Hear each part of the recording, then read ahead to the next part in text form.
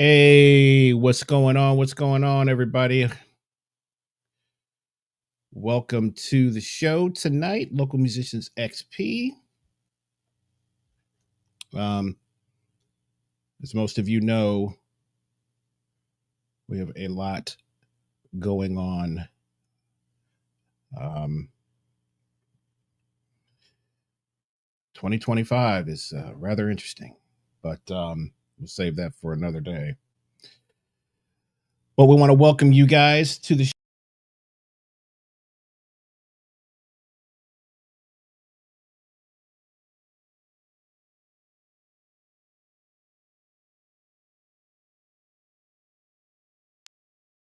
All right, sorry about that. Not sure what happened. Um, but welcome you guys to the show. And we are here for, I don't want to say your view. Usually we say for your audio and your visual pleasure, but tonight we are here to support and really have some try to have a little bit of a celebration of someone who means the world to a lot of us and is responsible for so many relationships in the Atlanta jazz community. And, so we're going to talk about a couple of dear friends. One we talked about last week was Deshaun Harper and his passing last week. And then this week, we were notified last night of the passing of our brother, Sam Yee. And this one goes very deep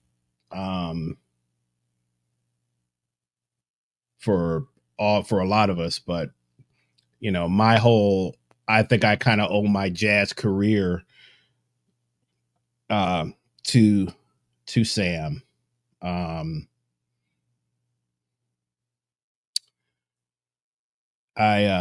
We'll talk a little bit more about that. But there's a tremendous amount of hurt and pain that's going on with all of us. And especially the community within the community. We spent a lot of hours with this guy. As the kids would say, epic hangs. After the gig until 3, 4, 5 in the morning, sitting around talking about life, talking about music, and whatever else. He and I were huge college football fans, and so we used to talk a lot about that. I'll share a funny little thing that he and I shared not too long ago about that. But I would talk to some different people today. Had some texting, and there was some of my friends that I was, wanted to come on and share, but as you can probably suspect, they're not ready to do that. So we're probably, I don't know how long we're going to be on tonight. We'll kind of play it by ear, but we're going to do a part 2 of this where more cats are going to come on and share their story about this great man. So we got one of my brothers that's here with me now. We share the stage a lot, have played together, and his bands, my bands, our bands together, and spent a lot of time at Churchill Grounds, which was really the home the home away from home for most for most of us musicians in the 2000s, and just incredible memories about that place. But um, my partner on the show, Tyrone, he was unable to make it. He's got um, had some plans that he could not get out of, but he's sending his love and condolences, and he'll be on for the next one. But tonight we're gonna bring on my dude from Austin, Texas. Don't hold that against him because he's a Steve Sarkeesian fan. Don't hold it against him. But we're gonna bring on my man, great Mace Hibbard. What's going on, my man? Good evening. It's a tough one. Yeah. So Yeah. it's gonna kind of hold it down a little bit for me, and because we played a lot of hours, man, uh, Yeah. at Sam's place, and um, so nothing but great memories, nothing but positive, um, vibes, and it's kind of a tough time, but man, we appreciate you joining us, man. Um,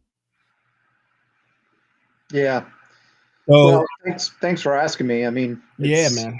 I wish it was under different circumstances, but it is nice to be able to speak about the influence and what Sam did for all of us, really. You Yeah. know, you and I aren't the only ones. He pretty much did it for everyone. It's yeah. I mean, you and I are as close as we are because of Churchill Grounds. I want to say no. Our first gig was probably with Gwen Hughes somewhere, Yeah, I think it was a wedding, probably. and we met there. But then um, started playing at Churchill in many Together configurations, projects. man. Yeah. Many configurations, man. Um, I mean, you and I had an organ group together with Dave Ellington. Yep. I had different bands that you would be a part of. You had different bands I'd be a part of. Absolutely. Yeah. So, well, I mean, when was how did you meet Sam? Well, I moved here to Atlanta in 2003, and before I moved here, I had come to visit just to kind of feel it out, see what the vibe was like, and Mhm. I went to Churchill, and I remember I think the first time I went was a Wednesday night, and so at that point, Joe Granston's group was playing every week.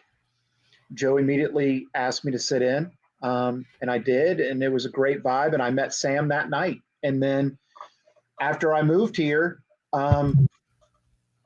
Churchill was the place I met everyone. I mean, anybody that I needed to know in the scene, that's where I met them, whether it was Russell Gunn or it was Joe Granston or you or Gary Motley or, I mean, just everyone, Kevin Bales, Gordon Vernick, all of the guys. Mhm. Audrey Shakir doesn't have to be a guy, obviously. I mean, that's where everyone met.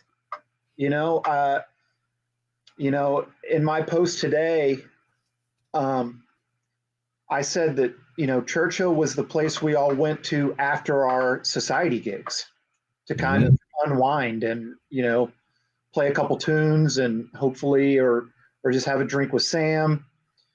Guys like you and I would talk baseball with Sam, or he was my fellow Spurs fan in town, so we would talk about the Spurs. and that's just where we went. And it's really hard to wrap my head around all this, honestly. Well, yeah, man. There's so many great memories. I mean, I guess a lot of people don't know this. I mean, people who are super close to me know this. You probably knew this, and just probably hadn't even remembered or whatever. But that's where I met my wife, Shanita. Oh, I didn't know that. We met at Churchill. I was playing on Mondays, which is an interesting story in itself because but I had my band Afro Sounds, and she came out one night, and that's where we met. So that is heavy. I don't think you're the only one. I could be wrong, but I think Melvin and Jay met at Churchill as well. Melvin Jones okay. And his wife Jay. I'm pretty sure they met at Churchill as well. So I mean, it wasn't just musicians that met. I mean, I remember going to Churchill before I even played there. I hadn't even, I wasn't even, but I had heard about it. A friend of mine, this is pretty much almost when he first, because at first he didn't have music. It was it was just a coffee. It was like coffee and, I think he had some drinks and stuff, and then he added the jazz, and his partner at the time was, another great friend of ours, Chris Dean, right? Remember Chris? And they had opened, done this great thing, man, and it was like nothing. It was, I mean, there were obviously other jazz places in Atlanta, but this one was as close to a New York, like the New York thing as you could get. Just a shotgun, one, no, nothing crazy, whatever. But I thought the coolest thing was that the original stage, as in the last iteration of the club did, the stage was right in the window to Peachtree Street. So you drive by, and you see the band. That was always a spectacle of either people walking by from getting out of the Fox shows, and the tons of people. That was as close to New York as we kind of got, man. Yeah, I agree. Be trying to load in, especially if there was a show at the Fox. Yeah, trying to load in, man, with the show at the Fox. I had to find parking that wasn't $35 or whatever. I mean, you'd be trying to meet every cop, every parking attendant, get to know them by name, so they would just let you, pull up, unload your stuff, man. And then once you really got it going, you could even sneak a little spot in the parking lot next door, right? I never got that lucky. Oh yeah. That was, man. They're not gonna let me get away with that. I had that on lock, bro. I was like, hey man, is it cool if I could just leave my, or you might throw them a little something or whatever, man. Yeah. So, but the load in, man, trying to get through the people. I mean, it was just a trip, but it always worked out, man. And it was, we didn't know any better, man. It was, I mean, that's parking a couple of blocks away, or having to park at the Georgian Terrace across the street, or that was, you paid your dues, say the least. Sure did. So but I mean, I have so much, I mean, you forget how much history that we all have at this. There's Chris right now. Yeah. What's going on, Chris? So Chris is one of the original owners of Churchill Grounds, Sam's partner, and We're thinking of you tonight. yeah, man. If you wanna come in and say a few words, Chris, just let me know, and we'll get you in. Thinking back, I think the first gig I played at Churchill, you were on. I think it was you and I and Takana Miyamoto and Brian Hall, I think. Okay. Yeah. And that was I think that was the first year I moved here. And yeah, and then it was, I think we played a weekend or at least a Saturday night. And then from that point on, that was where I went. Well, what was cool, you mentioned it a few minutes ago, was it was the after you get off your gig. Yeah. Churchill's going to at least what, 12:30? Yeah. 12:30 on the weekends. That was just the music. Sometimes we were going just for the hang. Oh no, that's what I'm saying. Yeah. Is you might catch the last little part, and then it was and everybody was coming in, man, after their gigs just to hang out. What's up, Dash? Hey, Dash. Dash. Yeah, I gotta send Dash is gonna pop in for a second here. The only Mets fan I like. We're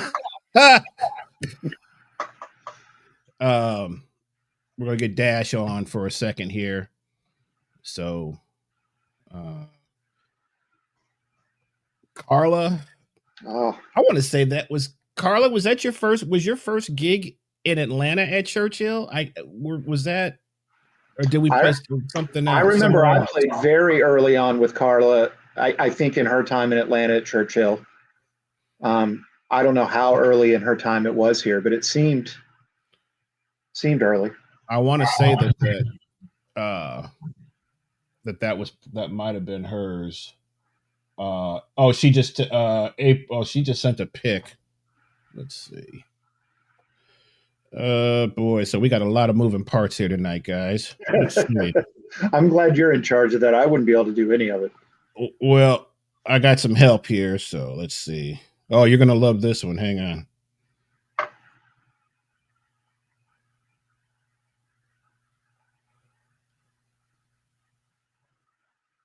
Oh, Gwen Hughes. Yeah. But I think that was her first. I think that was, man. If I'm remembering correctly. This is, so we got to pick stuff here.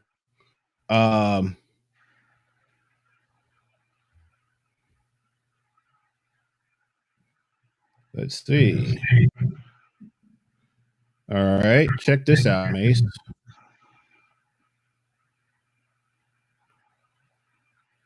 The suspense. Let me know if you can see it. Oh, now I can. Yeah, there we are. Wow. So she just said that's like 2013. Okay. Wow.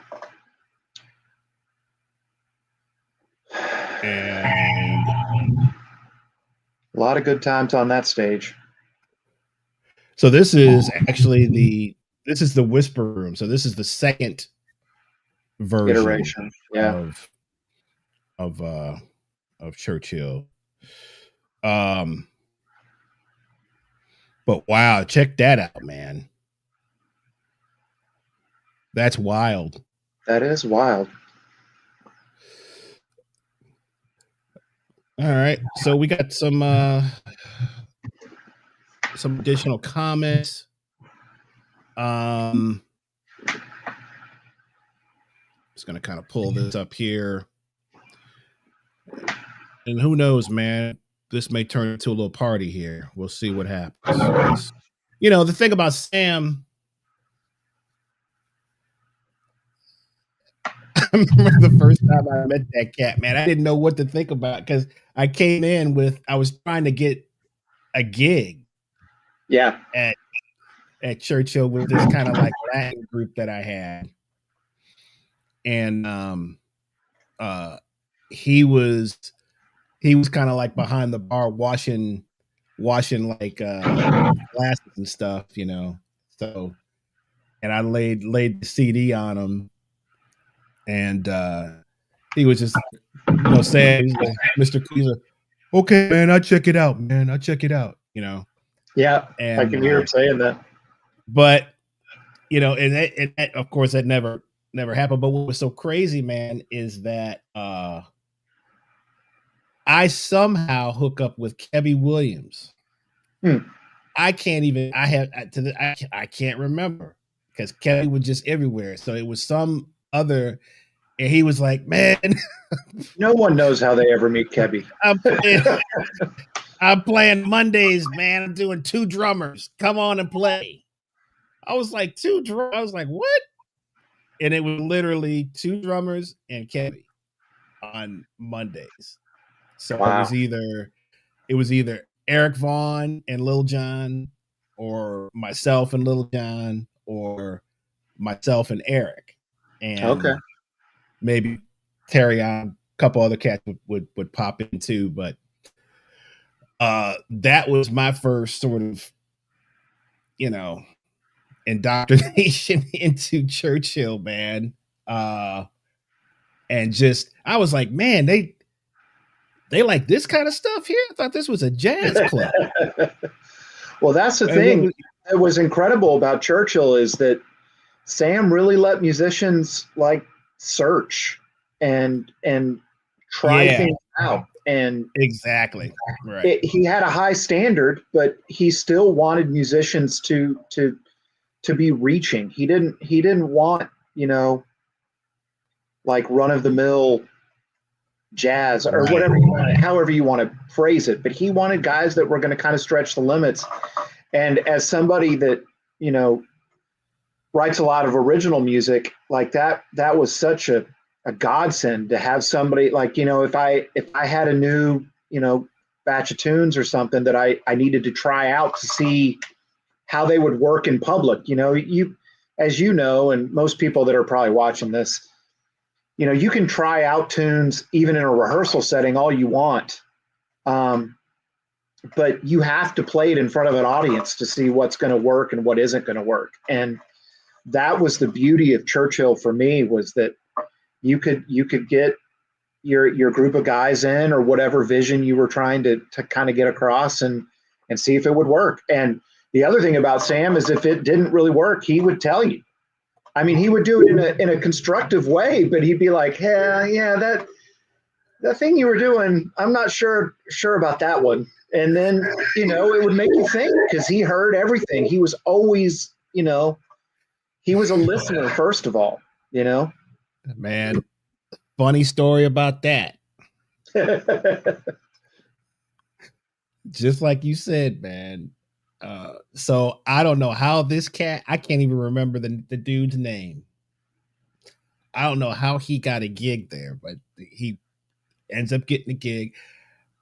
I get a call, and I didn't know, but it was of the smooth persuasion, right?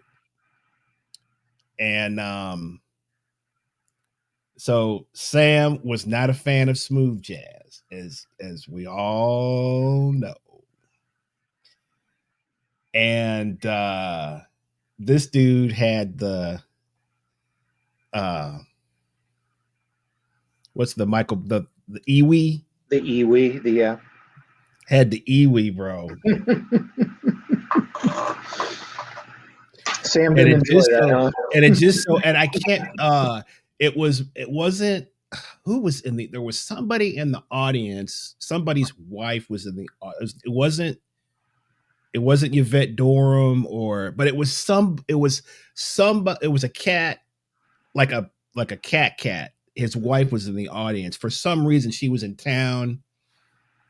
And I remember on the break her coming over to me, and she introduced herself. I wish I could remember who this was. Probably better than you know. Jeez. So, but anyway, she goes,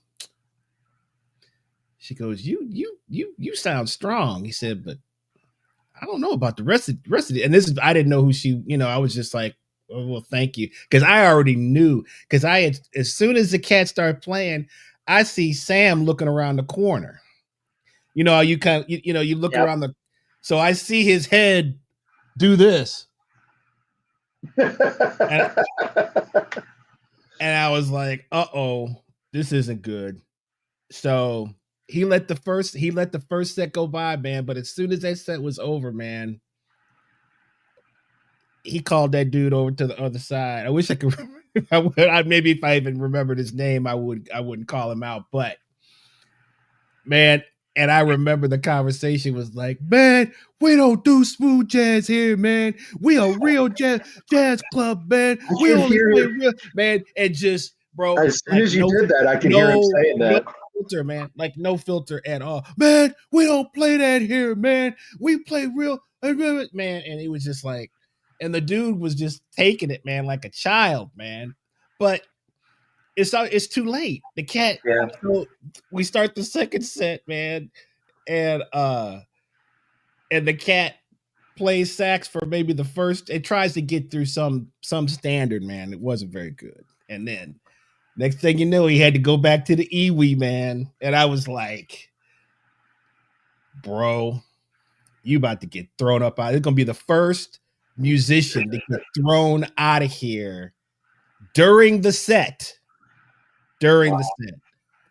And I remember Sam just coming over, man, and just crossing his arms, man, and just looking at the cat on stage like, are you really going to do this? And the rest was history. And needless to say, that dude was not invited back. And it wasn't that, like Sam liked all kinds of music. Okay, so Quiet as It's Kept, his favorite band of all time is the Pretenders. Okay. The Pretenders. He loved Chrissy Hine. He loved the Pretenders. So he has an ear for a lot of different stuff, man. But when he came to jazz, man, it was not happening unless it have some. I mean, because my stuff was more Afro influence. He loved that. We tried all sorts of stuff with your. I mean, we'd play D'Angelo tunes. We'd play all sorts of stuff. We played Justin Timberlake tunes. Absolutely. But man, I'm sorry, Mace. No, go ahead. Shout out Daryl Reeves, man, one of the greats. Oh, Daryl. I posted your comment up, man. That's a bad man right there. So good to see you, man, in the chat. Hopefully we can catch up soon. Man, you talk about a lot. Played a lot with this brother. I think one of the greats. One of my favorite musicians of all time, man. One of my favorite musicians. I remember when he first moved to town. And we hit it off, man. We played a lot together, man. Especially at Churchill. But good to see you, Daryl, man. We got to catch up, man. So, I remember one of the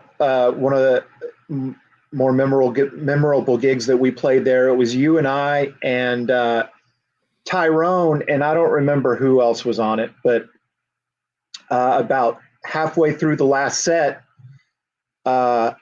I look up and Regina Carter and Kenny Barron walk in. Oh yeah, and sit down.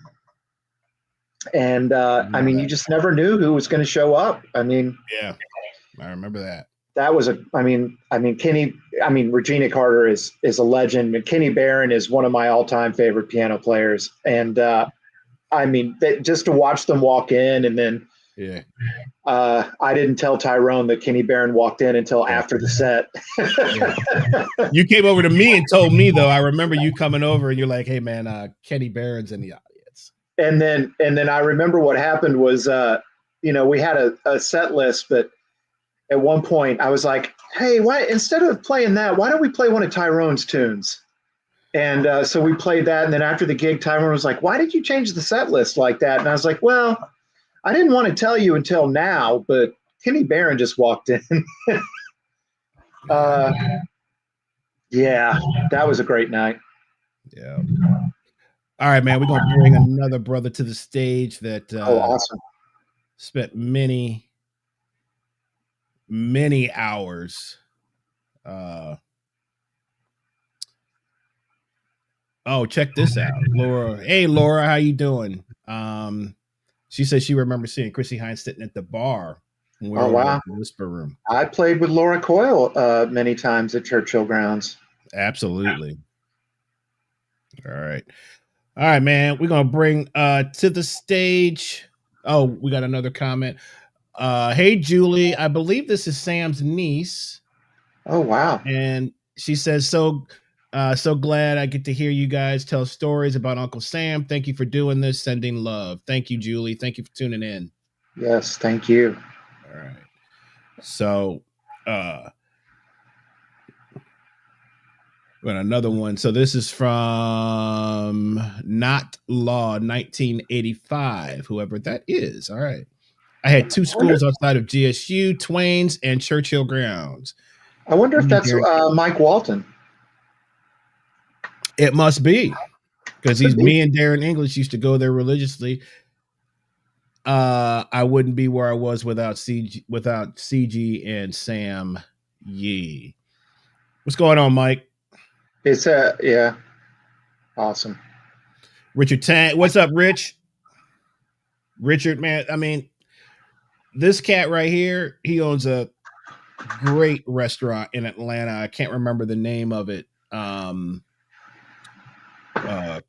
Korean influence joint, man. We used to have so much fun poking at each other.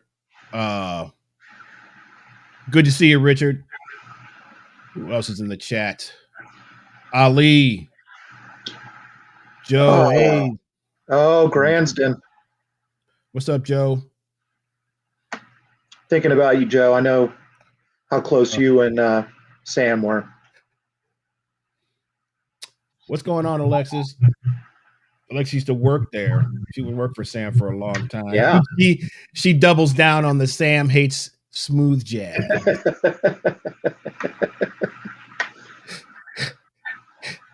No question. So, all right, man. We're gonna bring in one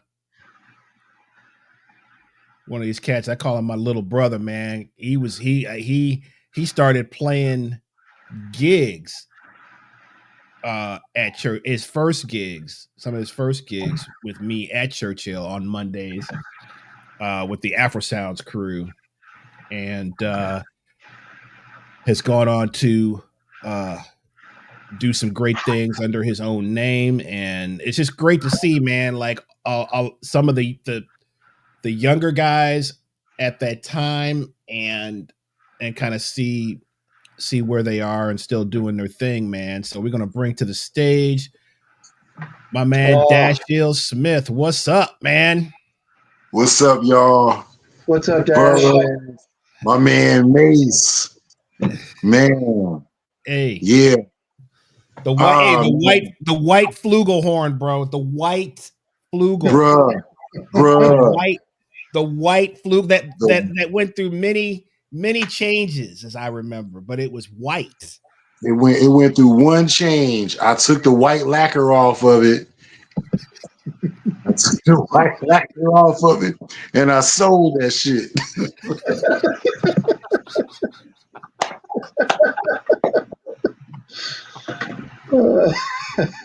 Where did you get the white flugel from, man? I don't think I ever asked you, man. I know y'all remember Mars Music, right? Yeah. Yeah. Richard Tang, that's my dude, man. Yeah. So I got a joint from Mars Music. It was kind of cheap. It was fairly cheap. I got it from them. You're telling me flugelhorn was cheap? That one was cheap, especially. Oh man. And you know, we all know about Mars, the owners of Mars. You just went in there and bought a joint off the wall, bro. Off the wall, man. That joint was hanging up on the wall. It had like little showcase light shining on it. I was like, I was in my 20s then. I was like, oh wow. It was Hey, like, man, you played that junk though, bro. I'm gonna tell you, man. You popped it out. Let's play. yeah. How'd you end up at Churchill, man? I don't know if we ever, because I think you just come to my gig and I asked you to sit in or something like that. I'm trying to remember if we met at one of the jam sessions there, or if I just came through on a Monday night and just kind of listened and I can't remember exactly how, but I think it may have just been one of the jam sessions, man. And then you invited me to come on through, and I was a baby then, man. Like I wasn't, I was still cutting my teeth hardcore back then, man. Yeah, and you cats were gracious to have me, and be Chris had, Ali on the gig, Fareed, he would have. Was Takana on it? Was Takana playing? Takana was rocking a few times. She rocked a few times. You had Ellington, Justin Ellington on it a few times. That's who it was at first. It was Justin. That's yeah, right. Yeah, right. yeah. That's right. I remember one a couple of times, handful of times. William Green was on it. Right. Yeah, right.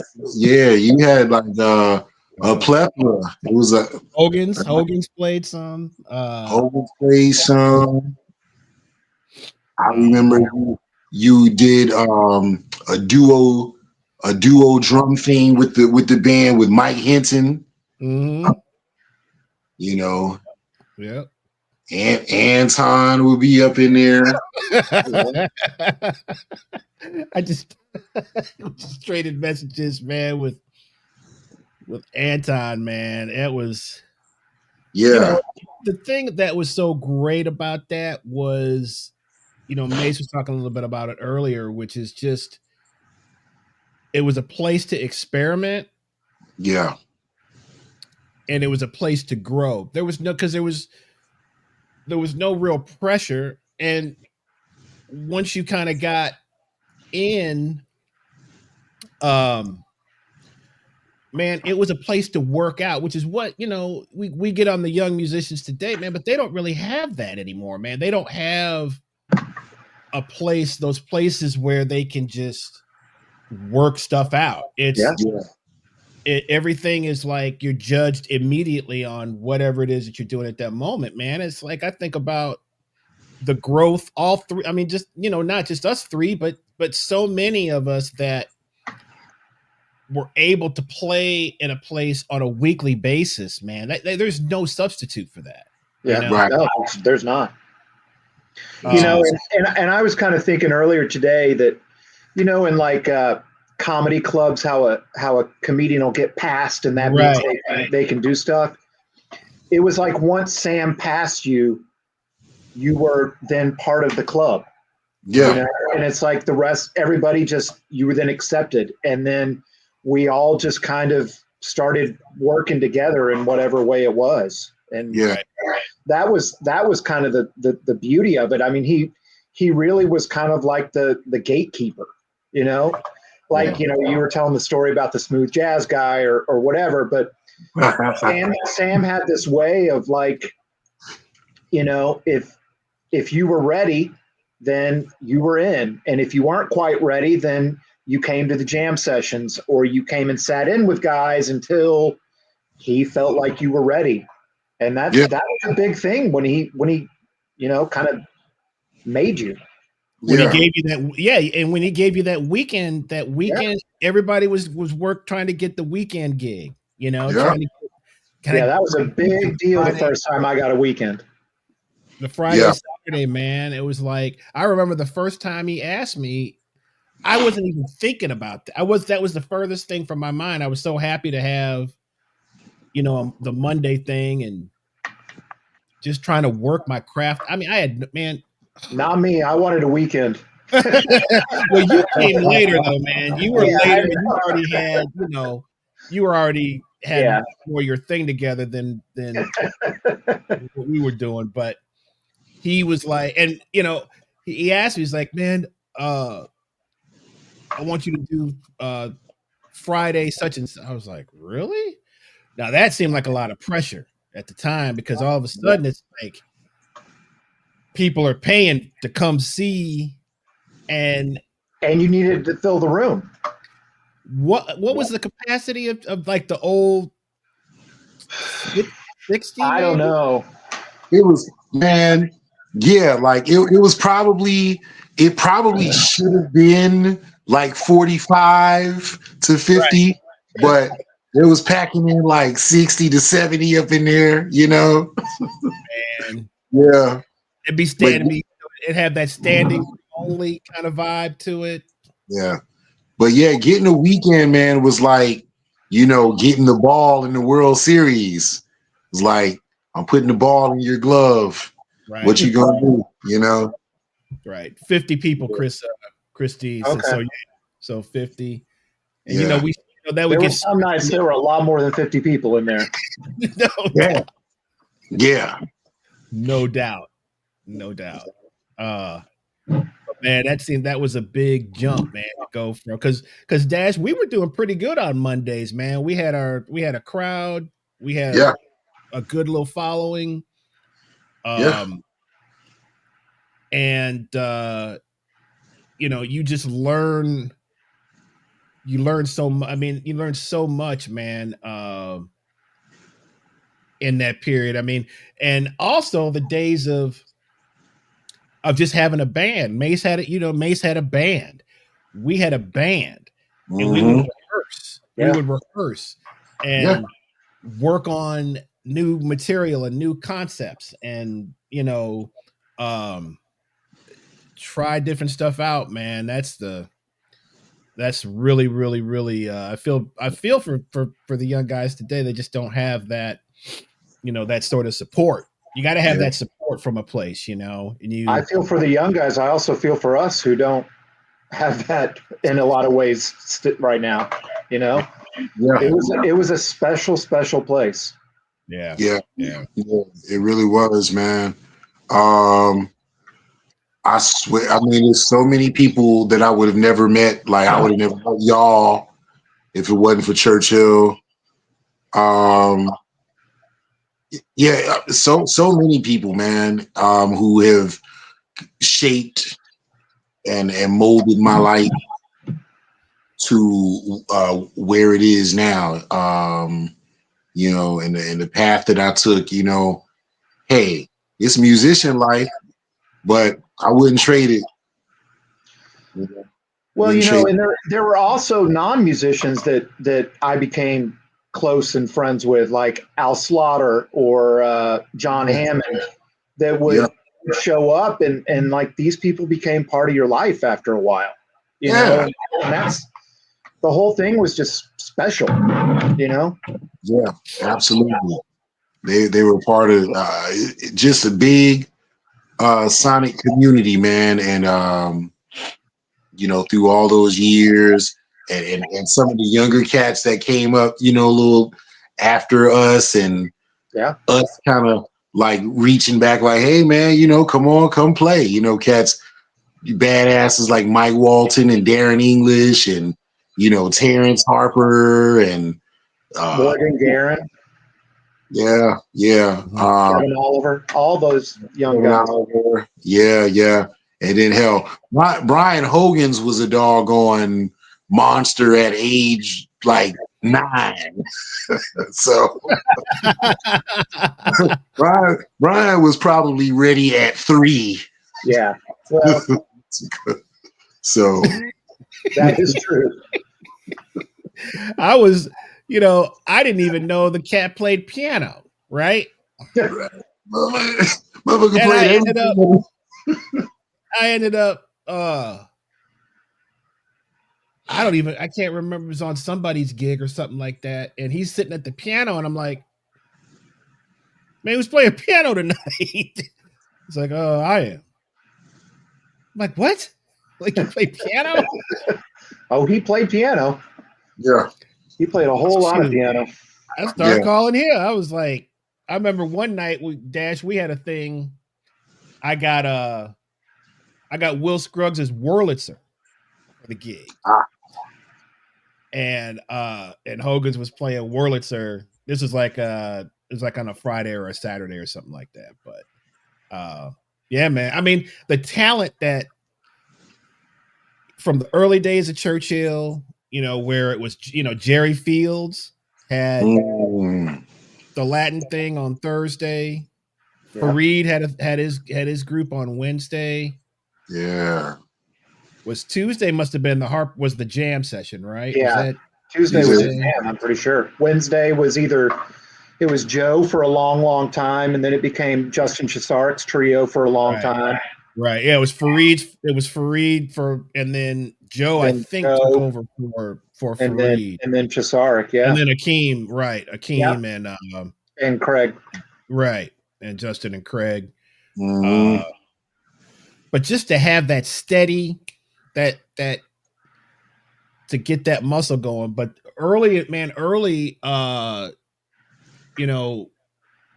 think, it changed a little bit, but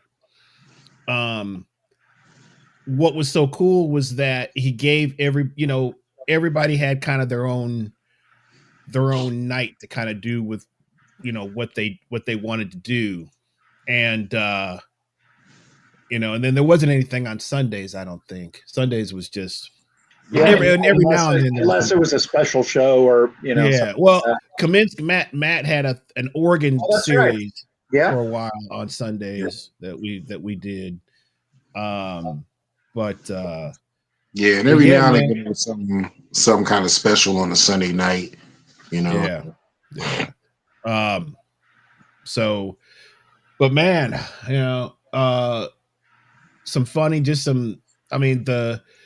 Dash will tell you, man, me, Dash, Ali, Anton, after our gigs on Mondays,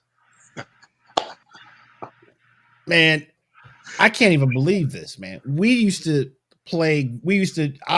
have, he was like he had TVs in his truck, man. And used to bring us we used to play video games, man. Yeah. All night. We would post up in the parking lot.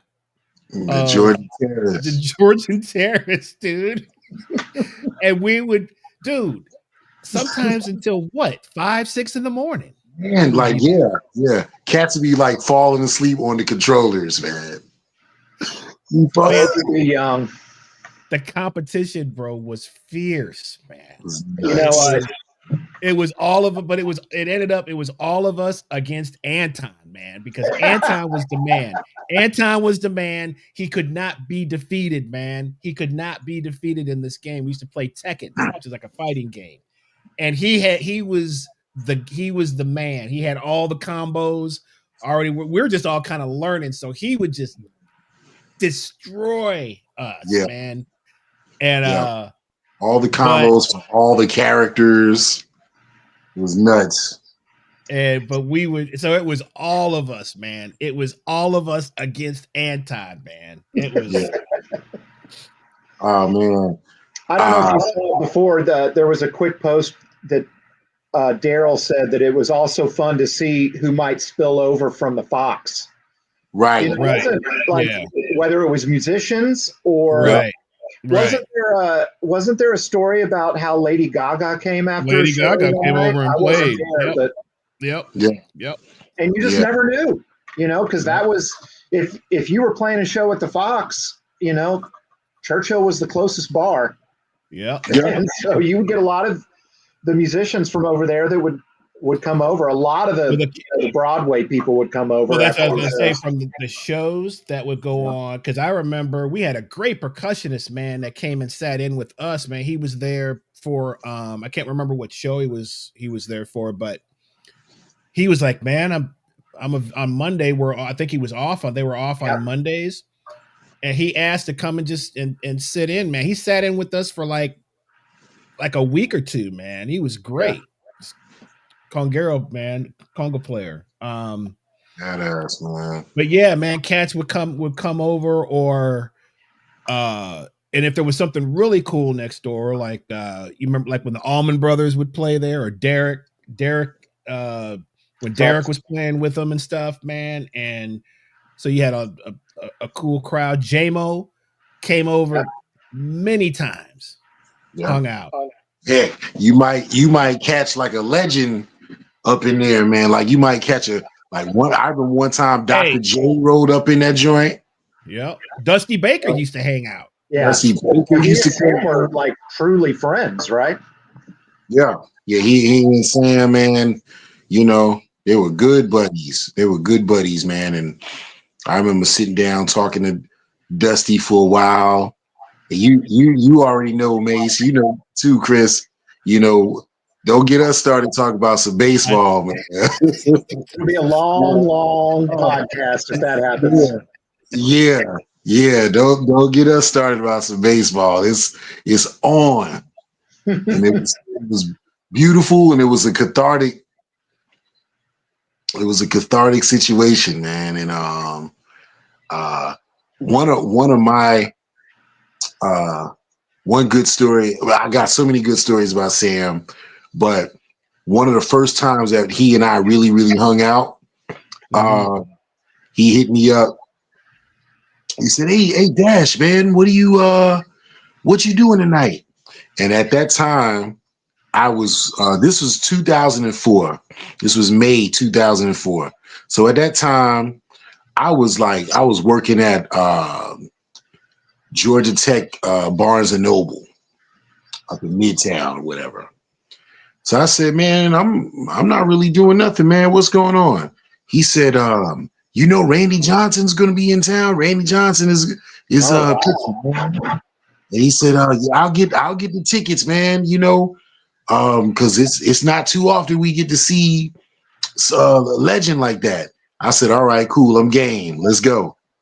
So I meet up with him at Turner Field, and lo and behold, we get to the 5th and 6th inning. Randy Johnson hadn't allowed a base run.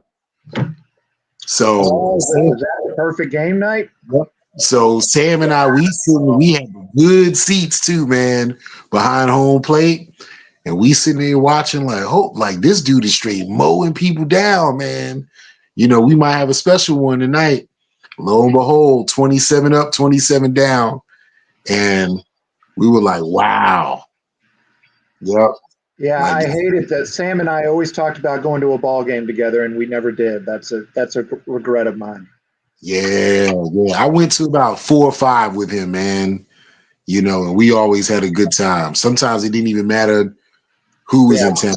We just rolled, you know. Man, I remember one night I was playing there. I met one of my bona fide all-time idols, music idols. Man, Sugarfoot Bonner walked through the door, man, from the Ohio. I was there that night. Okay, so you were there that night? Yeah, I was there. Yes. I mean, and I was. I mean, we talked. I mean, just started talking. Yeah. And I shouldn't have brought up Diamond, the drummer, because that set off a whole nother thing. But because they had 2 different versions, right? Diamond had his version of the Ohio Players, and Sugarfoot had his version of the Ohio Players. So, I mean, you know, band. I mean, that's just band stuff, man. You know, people sometimes it's they think it's just all fun and games, man. To be in a band, bro. Mace could speak to the band life there with it's just it is what it roses and butterflies. It is what it is, man. I mean, it's just you are intimately working with someone that has just as many ideas as you do, and it can be tricky to work all that out, man. But you know, so here's another comment from Julie. I worked for the Nats DC baseball for a few seasons. I remember Uncle Sam kept telling me that he had a friend that worked for the Nats. I thought, yeah. It wasn't until the end of the season he said, it was his friend Dusty. Yep. Yeah. They were tight, man. Yeah, Yeah. I remember how excited Sam was a few years ago when Dusty finally won a ring with the Astros. He was so happy for him because he had come so close a few times before. And so then when he finally won one with the Astros, I remember Sam was so happy for him. I met Dusty and Gary Maddox was with him. Nice. Yep. From the, because they were teammates with the Cubs. Yeah. Didn't Gary? I thought Gary was wasn't he coaching with? I think he was coaching with Dusty for a while. I can't remember what team, but I think that was when Dusty was managing San Fran when he. I think so. I think first you're time, right. Yep. First time I met him and he came through. He's managing San Fran during the Barry Bonds years. Yeah. So, well, there goes Mike. Yeah, Mike was a baby, man. Mike and Darren, man, were the newcomers on the scene, man. At the last days of Churchill. Yep. Yeah. But man, so many great stories. And there's a million more. We've got some other guys that definitely wanted to be a part, but they're just not ready to take that step. So this is all still fresh, but it helps, man, going through all these great memories and things that you just forget about until you start talking about stuff. It's like we were there so often. I mean, easily, man, 4 nights a week I was there, just either playing, hanging the other ones. That was the second home. I mean, Sam taught me about good coffee. He taught me about good wine, and even beer, right, Dash? Because I wasn't even a beer drinker, and he hit me to some Belgium, some stuff that I just thought everything was Budweiser, and and that was also Sam's thing, man. Was he was only into the best, whether it was everything, man. It was and he would talk about learning from his days at Cafe Intermezzo and learning about the finer things, man, and bringing that over to church. So it was like he didn't have any garbage, man, at all associated with Churchill, man. Everything was always had to be top notch. Yeah. So I remember, we would just have, after whoever's gig, and the people that would commune around the bar, a lot of times, as great as the music would be for whatever night, a lot of times the after hang was even better, There'd be so many characters that would come through. And so a lot of times, man, Sam's reactions would just have me floored. I laugh so hard. Some of the characters, man. Just some of the characters, bro. Man. Do you remember that one night? Is this? Hey, what's up, Leatrice? Leatrice. Wow. What's going on? How are you? She said she perfected the art of the hang at Churchill. Yeah. Churchill was church. It was. Yeah. It was. It was. Man, one of the funniest stories, man. We were sitting at the bar, and random dude walks in,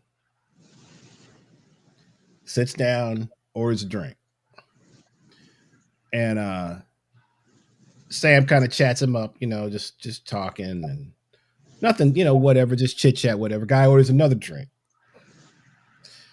chit chatting, just talking and stuff. Man, cat might have got to one more drink, and next thing you know, Sam looks out the window. You can see out the window the Peachtree seat from the bar, right? Yeah. And he has this kind of look on his face, and this woman comes storming in, and she's like, "There you are! I found you. Pay your bill and get out of it. Let's get out of here." And the cat just kind of hung his head like this. She tracked him, man. She tracked his car and found the cat at Churchill, man.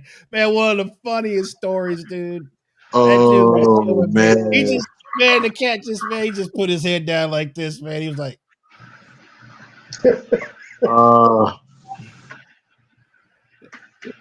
man, she pulled that cat, bro, by the arm, man. Let's go. Like, and pulled him out of there, man. Pulled him out of there. I mean, there's a bunch of funny. There's some bunch of funny stories, man. I mean, some we can't tell on this show. Just, a lot of stories we can't tell. We have to get together and laugh about it. I really wanted to. Well, you know it, Dash. The excuse me story about the me and Russell, this cat that was Russell Guns. Exactly. Russell Guns. What's so funny about that story, man, is I set him up because I came in. I had to bring my stuff in early, so I saw the cat. He was already there, and man, dude, we'll save that one for another day. But there is some funny stories. Man, also, man, I mean, there was a time where Sam was, he had a little partnership with Delta and the Georgian Terror, so he could bring in artists from out of town. And that was more in the earlier days. So cats would come in from Mark Carey, cats would come in from New York. And Daryl asked Chris, how did you become the person? Oh my gosh. See, that's another thing. I forgot it. I booked the club for a while. Oh, I didn't forget that part. Because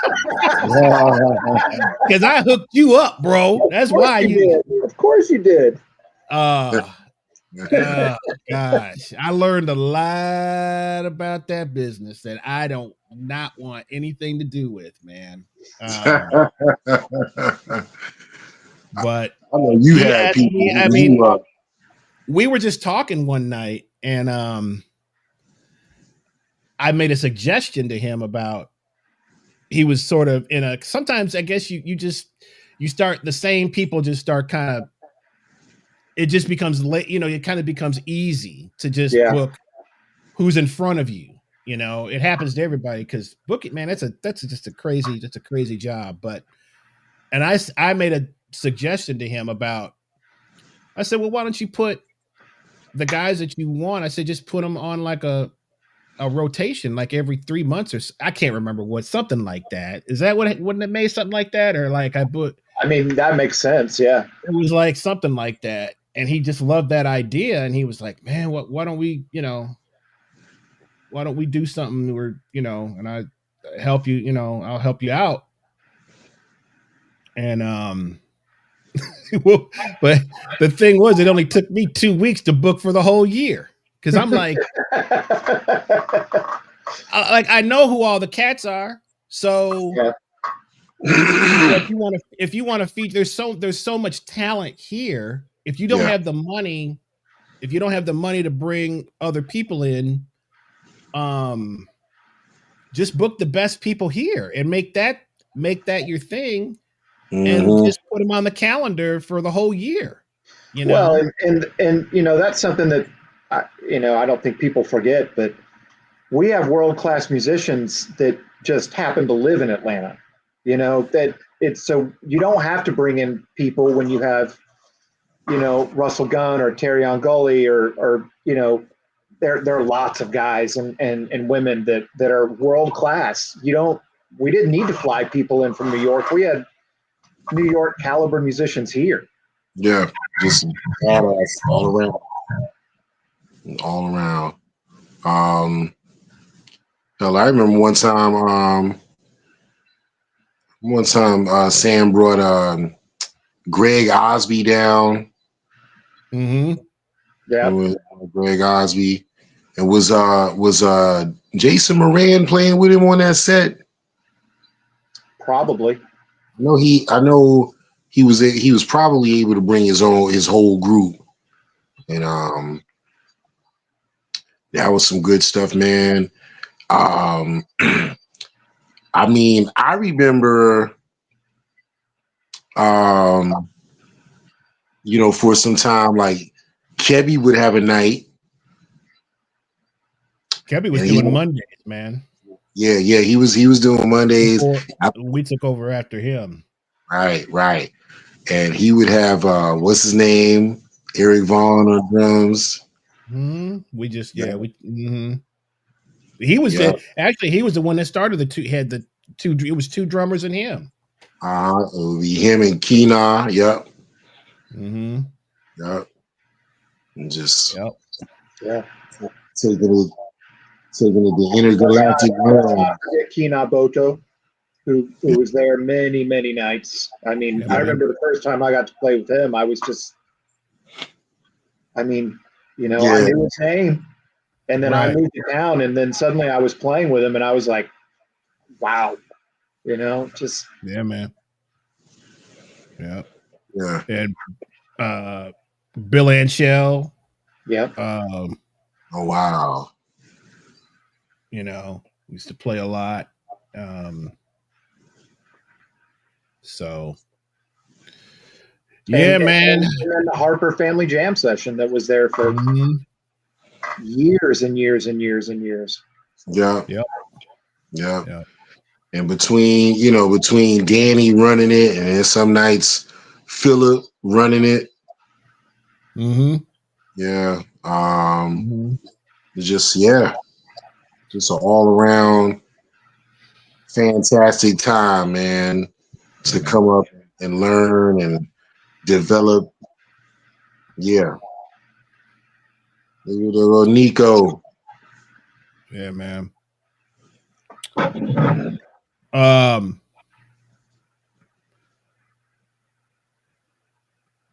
Daryl asked, let's see. Yeah, Kebby brought Chris Dave to Churchill. Yeah. It was him, Mark Carey, and maybe Taurus. Uh-huh. Yeah. Yeah. Those are some heavy dudes, man. Yeah, man. Yeah. Well, listen, guys. We just, we got a lot more people that would like to speak, but they're just not ready yet. So we'll do a part 2, where we can have more cats. So many more. So many more stories. We just wanted to acknowledge, and because Sam, man, he was it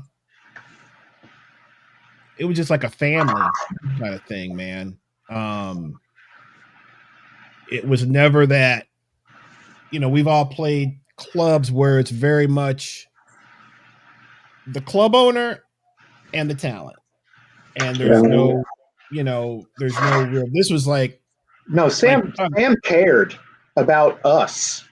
Right.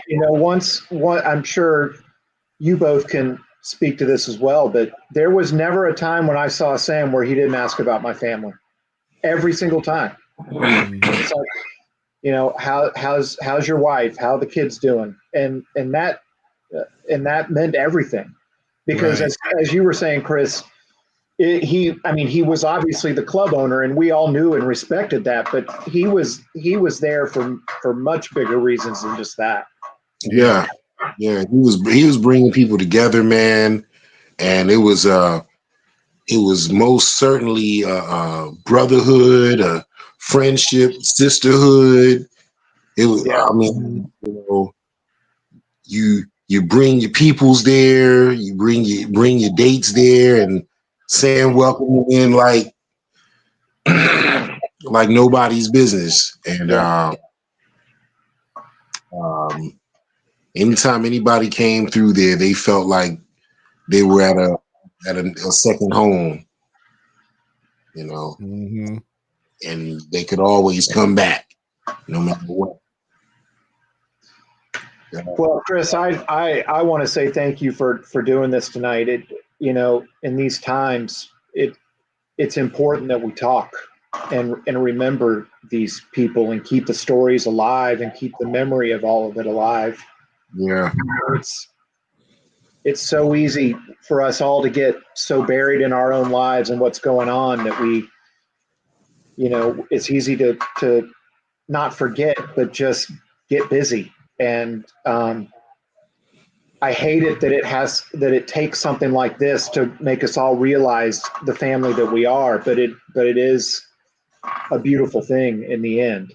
And he was able to bring us all together in this way. Yeah. Last night, man, I stopped by 10 ATL, and everybody came to commune because that was jam session night, and Sam was forever, like, even after Churchill closed, he was still providing spaces and places for us to have that camaraderie for all of us. And so ATL was the latest spot, or is the latest spot. So, and I came through because all this, everything that is happening, with Deshaun, and then I got the word that Sam was transitioning. I said, I bet the cruise will be it. So I came through, and right around the time, it was Mike Walton, Larry Wilson, Tommy Sauter, and Kenny Banks Jr. They were playing the Love Supreme. And right around the time they got started, we got the info that Sam left right around that time. Wow. Right around that time, man. Yeah. And so, yeah, man, it was a hard hit, bro. It was a hard hit, man. I was not expecting it. None of us were expecting it, No, yeah. I actually found out while I was in Texas at a funeral for another friend, an old saxophone player that I played with for years and years when I lived in Texas. And I was certainly not expecting the text about Sam. I mean, it came out of nowhere for me. Yeah. I think it did that for all of us, but Yeah. And Ali hit me up Sunday and told me what the deal was, and I was like, I couldn't believe it, man. And it was tough, man. I had some moments today, man. I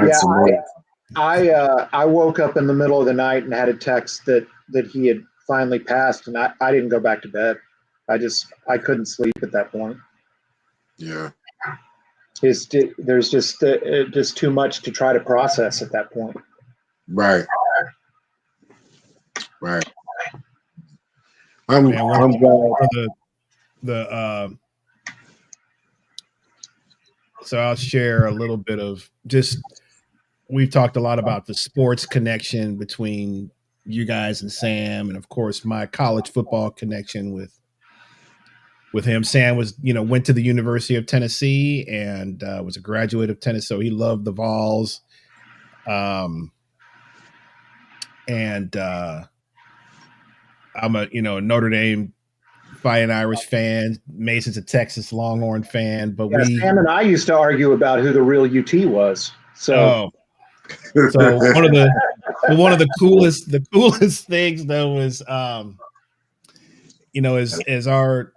as Notre Dame's new coach is being introduced, Marcus Freeman, who is a mix of African American and Korean. So I remember that that night I finally got him. So I called Sam and I was like, "Hey man, we got one of your homeboys, man, is finally at Notre Dame. One of your homeboys." And he's like, "What are you talking about?" And I was like, "New coach, man. New coach is half Korean, dude. Half Korean." Man, we just had a great laugh about that because it was just like, we always just have little fun arguments. The Tennessee and Notre Dame had a nice little rivalry in the 90s, but I thought that was always cool when I called him about that, because he just was like laughing. He's like, "All right, man, okay, you got me, man. I gotta support him. There's a post in the chat from June that says we need to keep Nina uplifted in our spirits. She loved Sam so much that she shared him with us. Oh, thank you for putting that up. And that is, thank you for saying that. We need to all make sure that we are thinking about Nina and the rest of Sam's family. Right. I can't imagine their grief and what they're dealing with. Yeah. They definitely need the support, man, from the musical community, because it's I know Nina, man, is we've seen her over the years around being supportive and being right there by Sam, being right there by him, helping him run the show, and just being ever loving to his extended family, Right. And so we definitely gotta come through and show up, man. Yeah. Sam would want that for sure, and just yeah. His legacy, man, is such that, you forget about, even after Churchill closed,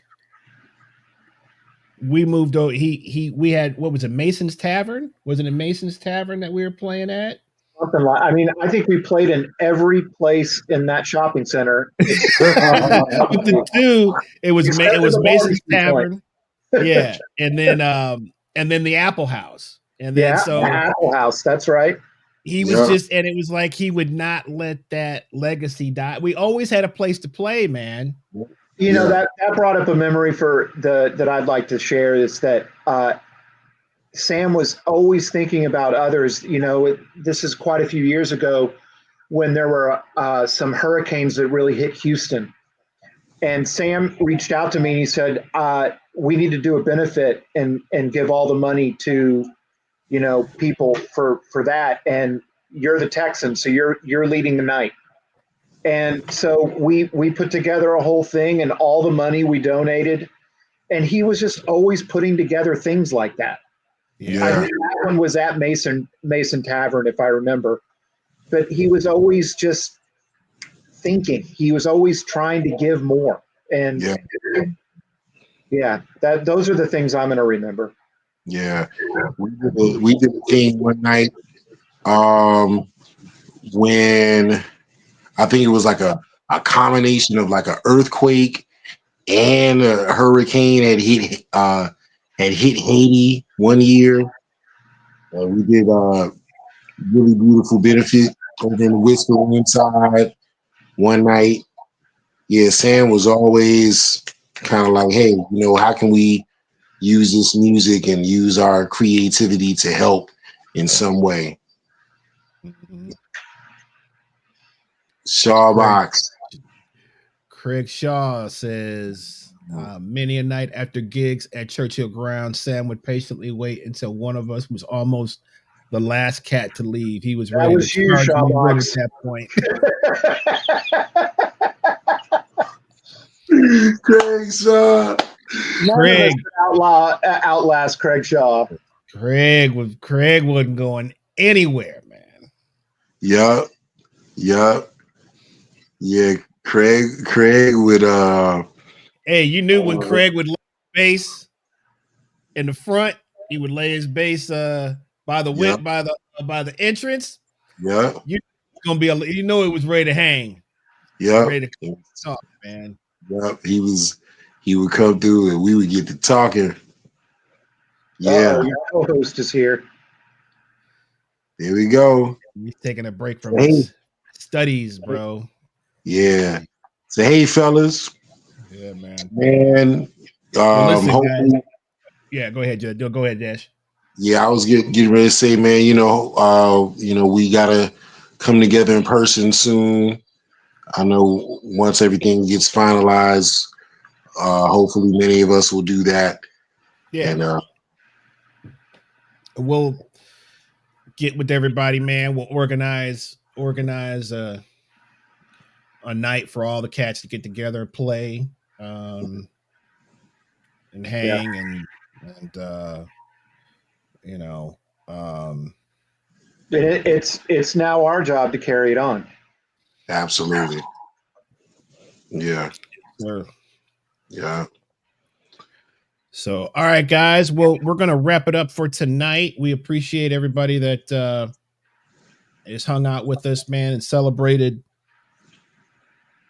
one of the all-time greats, man. Yeah. Sam Yee and his legacy. We'll have part 2 where more cats can speak. We got several guys that just aren't ready to do that right now, Right. So totally understand that. But thank you for all the support. If you want to support the channel, just subscribe to our channel and set the notification bell so it lets you know when we have new episodes or when we are live. But you can go to YouTube, subscribe. You can like us on Facebook, like us on Instagram. And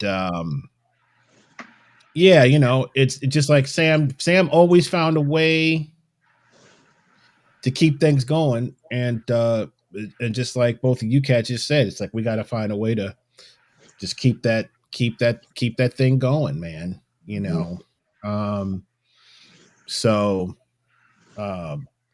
But there's plenty of more people to hear from. So we'll let you know when the part 2 is going to be. We will be off next week as Tyrone and I will be traveling. We'll be on the road. And then the following week. That's all right. Dash and I'll do it. What's that? Dash and I'll do it while you're out of town. That's a possibility. Actually, if y'all want to, please do. It'll be the Braves versus the Mets. It'll be all about Juan Soto. and how much money I don't have to give. But 2 weeks. So a week from next week, I really want musicians to tune in because of one of my she's really my sister from another mother, of course, but Janaki Flint, who is a licensed therapist, is going to come on and talk about mental health for musicians. That's excellent. She's now, the cool thing about her is that she was in the music business herself at one point. And so as a tour manager, manager to some prominent people. So, and she's a licensed therapist, and she knows the game. She knows the game well. So really want y'all to tune in. That'll be 2 weeks. So that's the what date is that, Brian? I believe 18th. February 18th. So the 18th will be the first installment of our mental health series, and really want cats to tune in on that, man, and get some advice. You know, we all need it, man. I mean, this life, it can definitely, especially getting into it and being young and working your way up, it can be an interesting place. So I don't want to say too much, but really want you guys to tune in on that, because that's going to be some great advice and some things that we all need to kind of get on top of, if you know what I mean. Yeah. So that's going to be February 18th. Will be that. So yeah. So guys, keep your heads up. Please pray for the U family and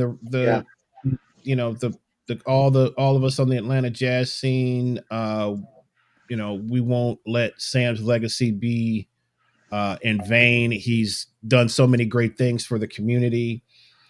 And there's several of us who, he's one of our mentors, man. We learned a lot of stuff from this cat. And so there's going to be a lot of that tradition that's going to be upheld. And,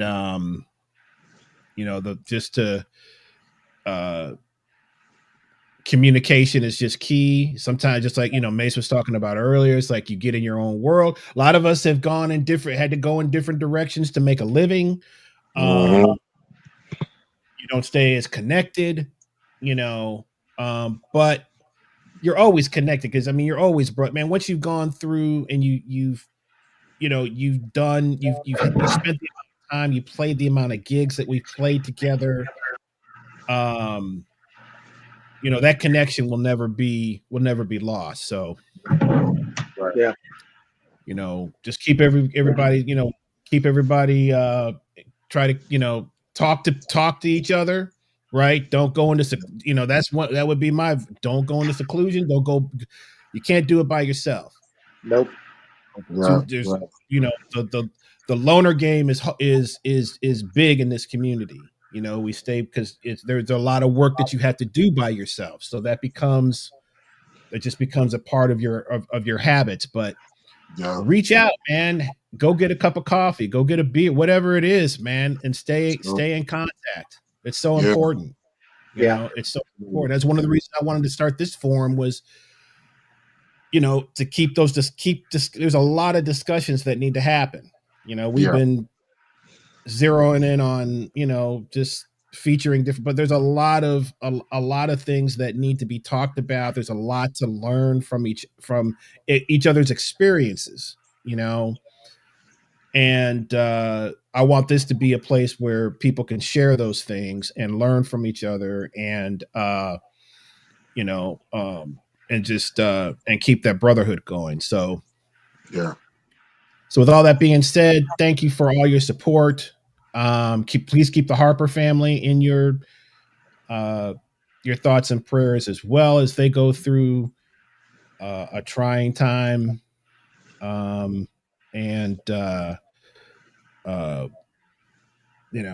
just can't imagine what they're experiencing right now as well. Yeah. So you got any last thoughts?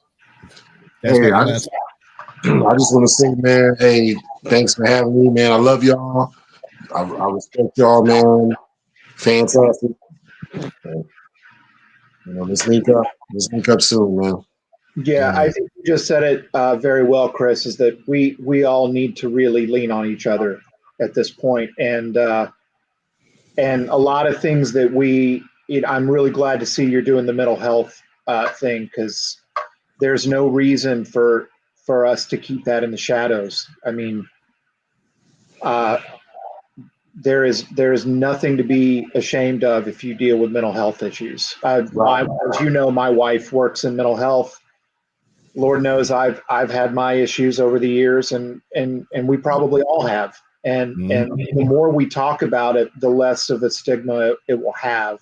And hopefully we can all realize that we can be there for each other. So I really tip my hat for you for bringing that out.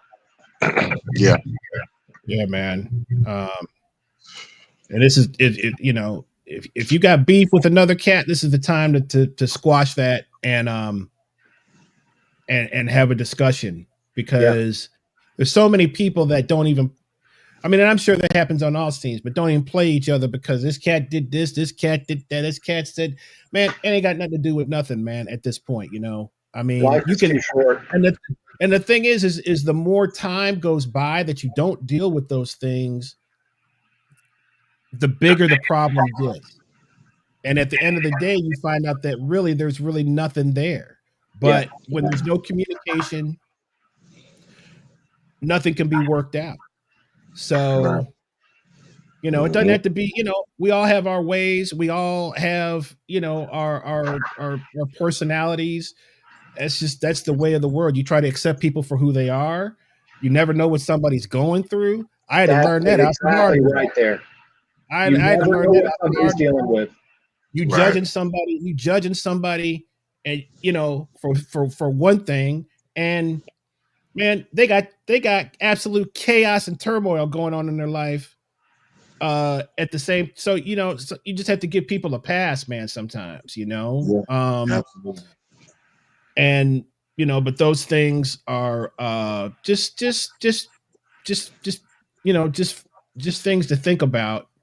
And you know, if you got beef with more than one, you know, you can only do one thing at a time, you know, but have a discussion with somebody, work your problem out, man. You know, there's people that should be playing together, right, that aren't playing together for stupid reasons, you know. All we're doing is hurting the community that way. So with that being said, guys, we're going to go ahead and call it a night. I want to thank everyone for tuning in and supporting. Subscribe to the channel, set your notification bell, yada, yada, yada. But we're really here to honor one of the legends, the great Sam Yee, and also the young Deshaun Harper. Please keep the Harper family in your prayers. All right. So we will see you guys. We'll let you know for when part 2 is going to happen. We're going to have more cats talking about the great Sam, and we will see you guys next time. Peace. Later.